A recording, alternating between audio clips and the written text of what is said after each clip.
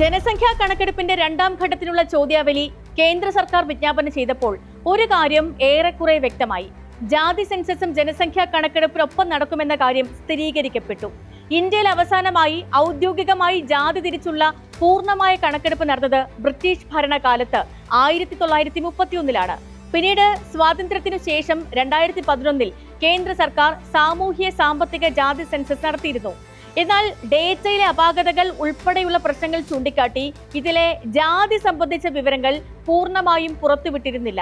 അടുത്തിടെ ബീഹാർ ഉൾപ്പെടെയുള്ള ചില സംസ്ഥാനങ്ങൾ സ്വന്തം നിലയിൽ ജാതി സർവേകൾ നടത്തിയിട്ടുണ്ട്. എന്നാൽ രാജ്യവ്യാപകമായി ഒരു പുതിയ ജാതി സെൻസസ് കേന്ദ്ര സർക്കാർ ഇതുവരെ നടത്തിയിട്ടില്ല. ജാതി സെൻസസ് നടത്തണമെന്ന ആവശ്യം രാജ്യത്ത് ഇപ്പോൾ ശക്തമായി ഉയർന്നു വന്ന സാഹചര്യത്തിലാണ് ഇപ്പോൾ ജനസംഖ്യാ കണക്കെടുപ്പിനൊപ്പം ജാതി കൂടി രേഖപ്പെടുത്തുന്നത്. കേരളത്തിൽ അടുത്ത വർഷമാണ് രണ്ടാം ഘട്ട ജനസംഖ്യാ കണക്കെടുപ്പ് നടക്കുക. അതേസമയം വ്യക്തികളോട് ചോദിച്ച് അവർ പറയുന്ന ജാതി പേരുകൾ അതേപടി രേഖപ്പെടുത്തുന്നതിൽ ആശങ്ക ഉന്നയിച്ച് പ്രതിപക്ഷ പാർട്ടികൾ ഉൾപ്പെടെ രംഗത്ത് വന്നു. ഈ വിഷയമാണ് ഇന്ന് സ്പോട്ട്ലൈറ്റ് പരിശോധിക്കുന്നതും. ജാതി സെൻസസ് വെളിച്ചം കാണുമോ?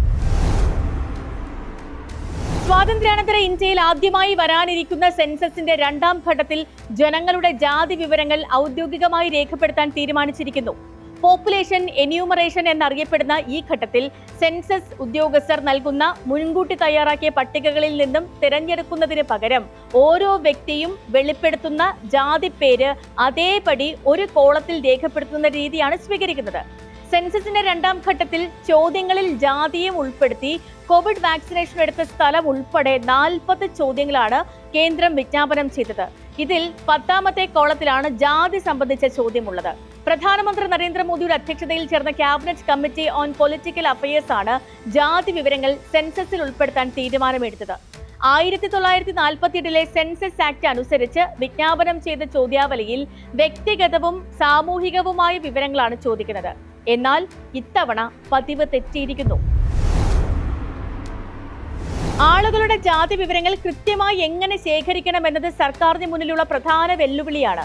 സാങ്കേതികവും ഭരണപരവുമായ നിരവധി പ്രശ്നങ്ങൾ മറികടന്നു വേണം രാജ്യവ്യാപകമായി ജാതി കണക്കെടുപ്പ് പൂർത്തിയാക്കാൻ.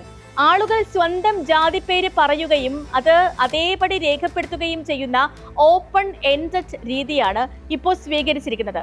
എന്നാൽ ഈ രീതിയെക്കുറിച്ച് ആശങ്കകൾ നേരത്തെ തന്നെ ഉയർന്നതാണ്.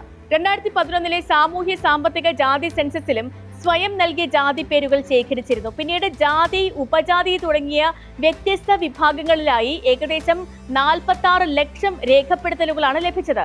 ഇവയെ ഏകീകരിച്ച് കൃത്യമായ ജാതി വിഭാഗങ്ങളാക്കി മാറ്റുക വലിയ വെല്ലുവിളിയായി.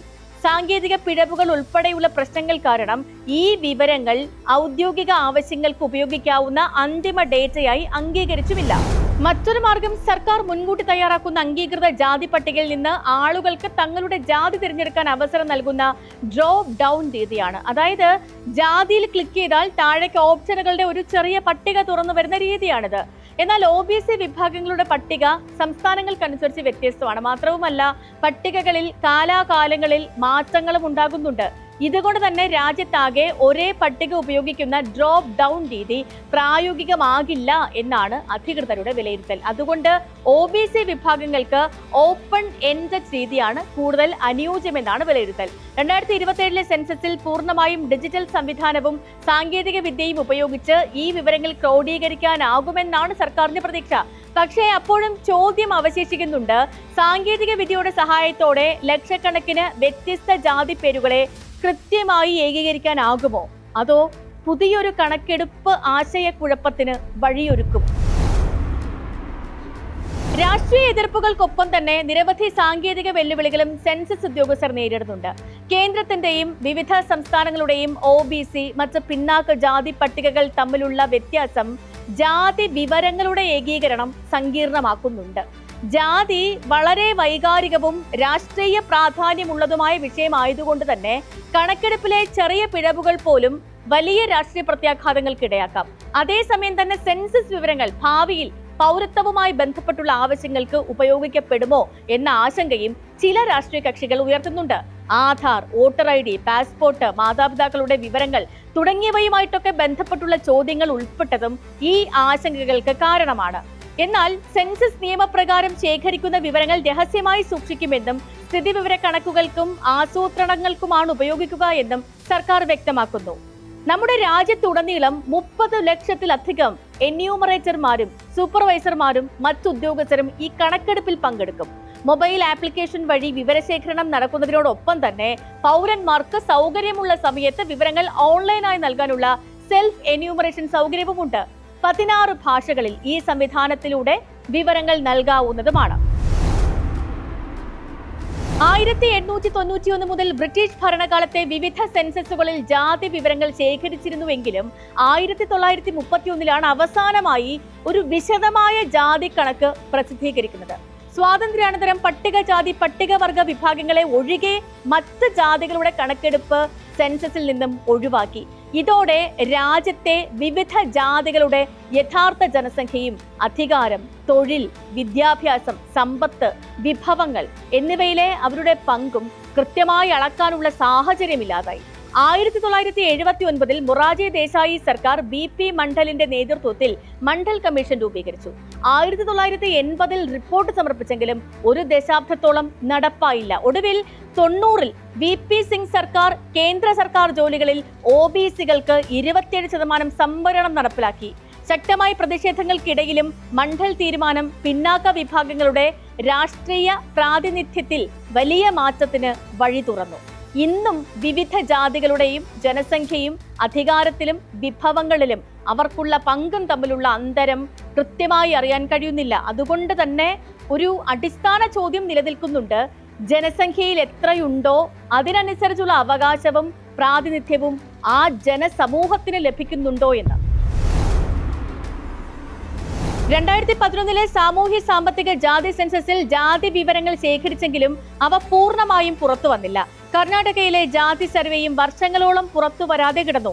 എന്നാൽ ബീഹാർ 2023 ജാതി സർവേയുടെ ഫലം പുറത്തുവിട്ട് ഈ ചർച്ചയ്ക്ക് പുതിയ രാഷ്ട്രീയ മാനം നൽകി. ഇതോടെ രാജ്യത്തെ സാമൂഹിക ഘടനയും വിഭവ വിതരണവും കൃത്യമായി മനസ്സിലാക്കാൻ ജാതി അടിസ്ഥാനത്തിലുള്ള കണക്കുകളുടെ ആവശ്യകത ഇതോടെ കൂടുതൽ ശക്തമായി.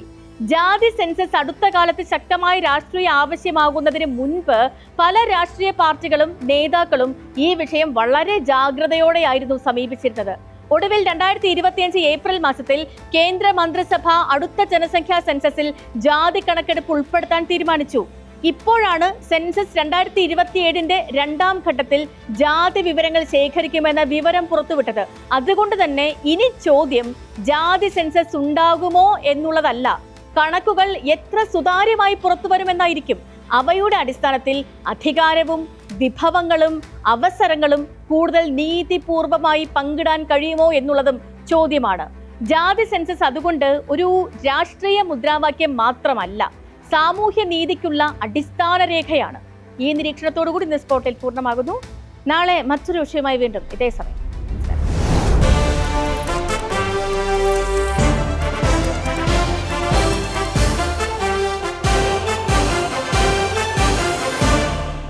നിങ്ങൾക്കായി അവതരിപ്പിക്കുന്നത് വമ്പനോണം കൊമ്പൻ ഓഫർ.